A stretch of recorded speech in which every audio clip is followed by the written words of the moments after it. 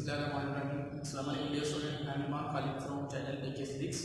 तो आज का जो हमारा टॉपिक है वो पहला लॉन्ग लेसन है आपका चैप्टर 2 का vector addition by rectangular components. Vector addition मतलब आपने वेक्टर को ऐड करना है, ठीक है, बाय रेक्टेंगुलर कंपोनेंट्स में डिवाइड करने के बाद। तो नाम समझ लें कि वेक्टर्स को ऐड करें लेकिन उन्हें पहले कंपोनेंट्स में आप डिवाइड करें, ठीक है। तो सबसे पहले आपने वेक्टर्स को ऐड करना है और ऐड करने के लिए आप जो रूल इस्तेमाल करेंगे वो हेड टू टेल रूल आप इस्तेमाल करेंगे, ठीक है। यानी कि आपने वेक्टर को ऐड करना है by head to tail rule. तो दो वेक्टर फर्स्ट करें, वेक्टर A और वेक्टर B, इन्हें आप ऐड करें हेड टू टेल रूल के according. Head to tail rule क्या था कि फर्स्ट वेक्टर की हेड के ऊपर, फर्स्ट वेक्टर आपका A वेक्टर की हेड के ऊपर सेकंड वेक्टर की टेल रखी है, ठीक है। टेल आपने रखी है B वेक्टर की। थर्ड वेक्टर आपका बनेगा जो पहले की टेल से सेकंड की हेड तक जा रहा होगा और इसे आपने किसका नाम दिया, रिजल्टेंट का नाम दिया। समझ आ गई यहाँ तक? तो ये आपने वेक्टर्स को ऐड कर दिया, ठीक है। और आप ये भी जानते हैं कि वेक्टर को ऐड करने के बाद जो आपकी इक्वेशन बनती है वो R = A + B। जो आपका रिजल्टेंट बनता है वो दोनों वेक्टर्स के एडिशन के बराबर होता है। सही है जी यहाँ तक? अब वेक्टर्स को आपने ऐड कर लिया, अब आपने क्या बनाना है, रेक्टेंगुलर कंपोनेंट्स बनाने हैं, आपने परपेंडिकुलर कंपोनेंट्स बनाने हैं। तो स्टार्ट करते हैं वेक्टर A से। आप जानते हैं कंपोनेंट्स बनाने के लिए आप प्रोजेक्शन ड्रॉ करते हैं, ठीक है। तो आपने प्रोजेक्शन ड्रॉ किया वेक्टर A का ऑन x एक्सिस के ऊपर, ठीक है। Q पॉइंट पर आपने इसका प्रोजेक्शन ड्रॉ कर लिया। तो ये आपका वेक्टर हो गया AY और ये आपका वेक्टर हो गया AX, यानी कि ये कंपोनेंट हो गया आपका AX का और ये आपका हो गया AY का। इसी तरह आप B वेक्टर का प्रोजेक्शन ड्रॉ करें। तो प्रोजेक्शन आपने B वेक्टर का ड्रॉ किया ऑन x एक्सिस के ऊपर, यहां R पॉइंट को करा के ये फॉल कर दिया, लेकिन इसकी जो लेंथ होगी वो यहां तक होगी, यहां तक S पॉइंट है, ठीक है। B वेक्टर की जो प्रोजेक्शन की लेंथ होगी वो P से लेके कहां तक होगी, S तक होगी, ठीक है। यहां तक अब PS को आपने नाम दिया BY का और MS को आपने नाम दिया BX का, यानी कि ये इसका x कंपोनेंट B वेक्टर का और ये इसका y कंपोनेंट। तो आपने दो वेक्टर्स को कंपोनेंट्स में डिवाइड कर लिया, वेक्टर A को भी और वेक्टर B को भी। एक और बात समझे, आपने इक्वल वेक्टर्स पढ़ा था जिसमें आपने कहा था कि आपकी वेक्टर की जो लेंथ है अगर वो इक्वल हो, ठीक है, और उनकी जो डायरेक्शन है वो सेम हो तो आपस में क्या होते हैं, इक्वल होते हैं, ठीक है। तो जरा गौर करें, MQ क्या बता रहा है आपको, AY बता रहा है, A का y कंपोनेंट बता रहा है। इसी तरह इसके पैरेलल लाइन कौन सी है, S और R, ये भी हमें क्या बताएगी, AY कंपोनेंट बताएगी। सही है यहां तक? By the concept of equal vectors. इसी तरह MS जो लाइन है वो क्या बता रही है हमें, B वेक्टर का x कंपोनेंट बता रही है और इसके जो पैरेलल लाइन है वो है आपकी QR है और ये हमें क्या बताएगी, BX बताएगी, यानी कि B का S कंपोनेंट बताएगी। कैसे पता चला, by the concept of equal vectors. यहां तक समझ आ गए? अब आपने डिवाइड करना है, अब आपने स्प्लिट अप करना है रिजल्टेंट को। तो रिजल्टेंट के आप कंपोनेंट्स बनाएंगे P से लेके R तक। तो P से लेके R तक आपका ये कंपोनेंट होगा RY और O से लेके R तक रिजल्टेंट का RX का कंपोनेंट्स होगा। यहां तक समझ आ गई? आपने तीनों वेक्टर्स को उसके कंपोनेंट्स में डिवाइड कर दिया, ठीक है। R को आपने डिवाइड किया प्रोजेक्शन ड्रॉ करके, ये आपका आ गया RY कंपोनेंट और ये आपका आ गया RX कंपोनेंट। ऐसे ही आपने A वेक्टर को भी डिवाइड कर लिया उसके कंपोनेंट्स में, B वेक्टर को भी आपने उसके कंपोनेंट्स में डिवाइड कर लिया, ठीक है। अब कंपोनेंट्स में डिवाइड करने के बाद जो आपकी जनरल इक्वेशन बनती है वो ये बनती है, आपका जो रिजल्टेंट होगा बराबर होगा उसके x कंपोनेंट के प्लस उसके y कंपोनेंट्स के, ठीक है।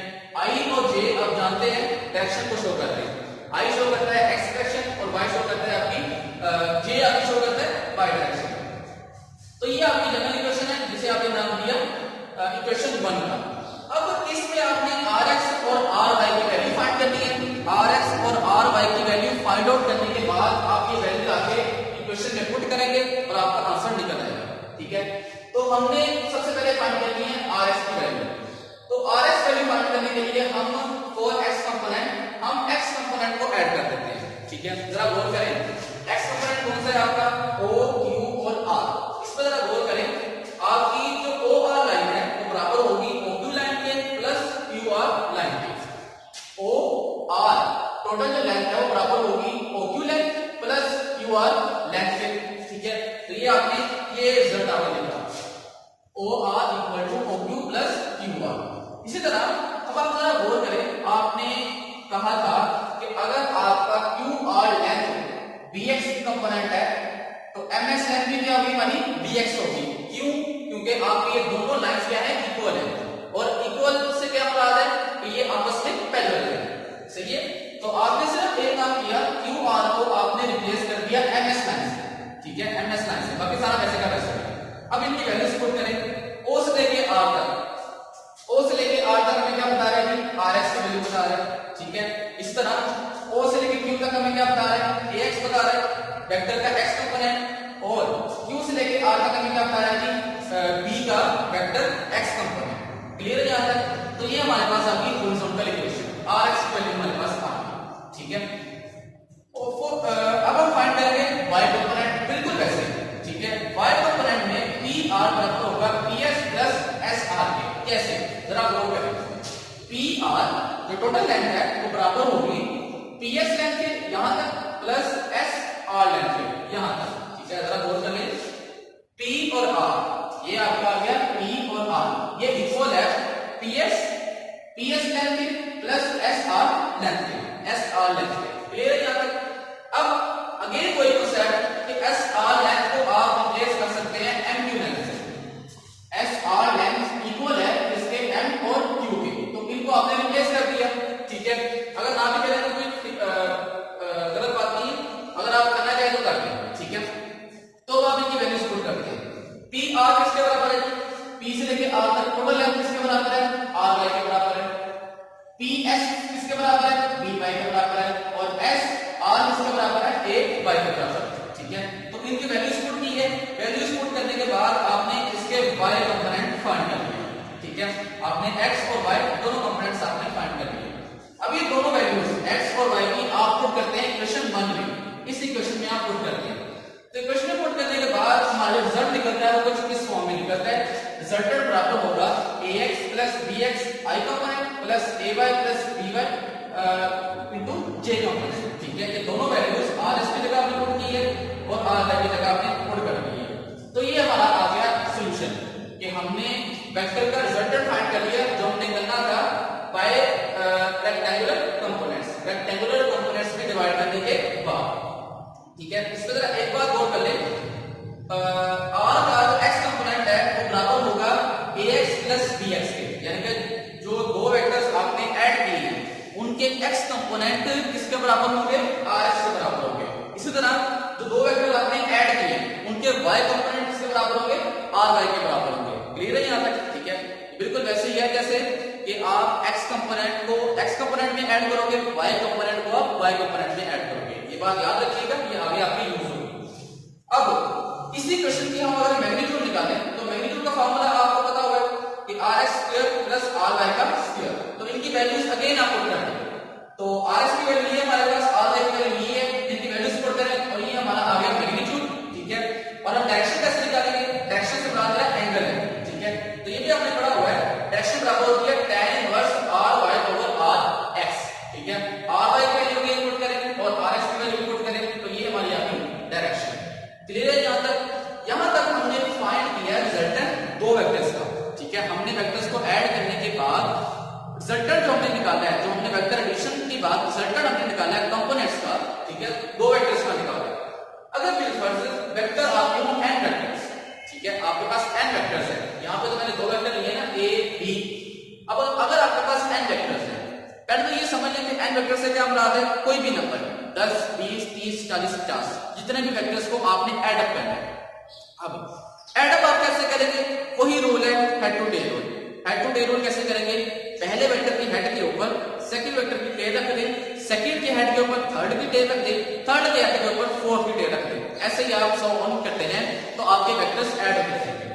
तो फॉर n वेक्टर्स आपकी यही जो इक्वेशन है ये मॉडिफाई हो जाएगी। रिजल्टेंट बराबर होगा AX plus BX plus CX plus so on, जितने भी वेक्टर्स हैं उनके I कंपोनेंट में plus AY plus BY plus CY plus so on उनके J कंपोनेंट में, यानी कि रिजल्टेंट बराबर होगा जिन वेक्टर्स को आपने ऐड किया, ठीक है, उनके X और y कंपोनेंट्स के इक्वल होगा आपका, ठीक है। यहां तक अगर आप इसका मैग्नीट्यूड निकालेंगे तो मैग्नीट्यूड की जगह आप क्या निकालेंगे, ax, यही इसी का आप स्क्वायर कर देंगे, ax plus bx plus cx plus so on, ठीक है। जितने भी वेक्टर्स हैं आपके, यहां मैंने 3 वेक्टर शो किए, n वेक्टर से बड़ा जितने भी आपके वेक्टर्स होंगे, और ay plus by plus cy plus so on, जितने भी आपके वेक्टर्स होंगे उनको स्क्वायर करेंगे तो ये आपके पास क्या निकल आएगा, इसका मैग्नीट्यूड निकल आएगा। अगेन डायरेक्शन आप कैसे निकालेंगे, tan इनवर्स इसके y कंपोनेंट डिवाइडेड बाय उसके x कंपोनेंट। क्लियर है यहां तक? बेसिकली मैंने यहां पे अगर आपको याद हो, मैंने नाम दिए यहां मैंने नाम दिया 2, ये मैंने नाम दिया 3, ये 4 और ये 5, ये मैंने ये स्टेप्स के नाम दिए। आपका ये लॉन्ग क्वेश्चन तब तक कंप्लीट नहीं होगा जब तक आप ये स्टेप्स राइट नहीं करेंगे, ठीक है। स्टेप से क्या मराद है, मतलब आपने जो जो अब तक काम किया है वो आपने लिखना है, ठीक है। पहला काम आपने क्या किया, सबसे पहला काम आपने ये किया कि आपने find x and y component, पहले आपने वेक्टर के x और y कंपोनेंट में स्प्लिट अप कर दिया, वेक्टर्स को उनके x और y कंपोनेंट में क्या किया, स्प्लिट अप किया। पहला काम आपने ये किया। सेकंड काम आपने क्या किया है, आपने x कंपोनेंट निकाले, ये मैंने 2 लिखा हुआ है, मतलब क्या है, आपने x कंपोनेंट फाइंड किया, फाइंड rs, ठीक है। आपने सबसे पहले क्या निकाली है कि rs की वैल्यू निकाली है। फिर थर्ड काम आपने क्या किया है, आपने फाइंड किया है ry फॉर y कंपोनेंट, ठीक है। आपने फाइंड किया है ry। क्लियर है यहां तक? ये आपका पहला काम, ये आपका दूसरा काम, ये आपका तीसरा काम। फिर आपने क्या किया है, फोर्थ में आपने इसका मैग्नीट्यूड निकाला है। कैसे निकाला है, इस फॉर्मूले से, ठीक है, r स्क्वायर प्लस ry का स्क्वायर, ठीक है। इसका जो प्रूफ है वो आप कर चुके हैं। और जो लास्ट काम आपने किया है वो आपने इसका एंगल निकाला, किस फॉर्मूले से, tan inverse ry over rx, ठीक है। ये आपने इसका एंगल निकाल दिया। तो ये 5 स्टेप आपने किए। 5 स्टेप करने के बाद हमारे पास क्या आ गया, वेक्टर का एडिशन आ गई है, उनको कंपोनेंट्स में डिवाइड करने के बाद। यहां तक आपका लॉन्ग क्वेश्चन कंप्लीट है। एक बात दोबारा सुन लें, थ्योरी क्या है कि आपने वेक्टर्स को ऐड करने के बाद उसके कंपोनेंट्स में डिवाइड करना है, ठीक है। या आप ऐसे कह लें कि कंपोनेंट्स को आपने ऐड करना है, ठीक है। तो सबसे पहले आपने दो वेक्टर लिए, दो वेक्टर्स को आपने ऐड किया बाय हेड टू टेल, ठीक है। ऐड करने के बाद आपने उसके कंपोनेंट्स बना लिए, r by r dy ax plus bx। ये कंपोनेंट्स में डिवाइड करने के बाद आपने ये इक्वेशन फाइंड करनी है, ठीक है। इस इक्वेशन में rs और ry की वैल्यू फाइंड करेंगे। rs की वैल्यू फाइंड करेंगे for addition x component add करके, और ry की वैल्यू फाइंड करेंगे y कंपोनेंट्स आप ऐड करके।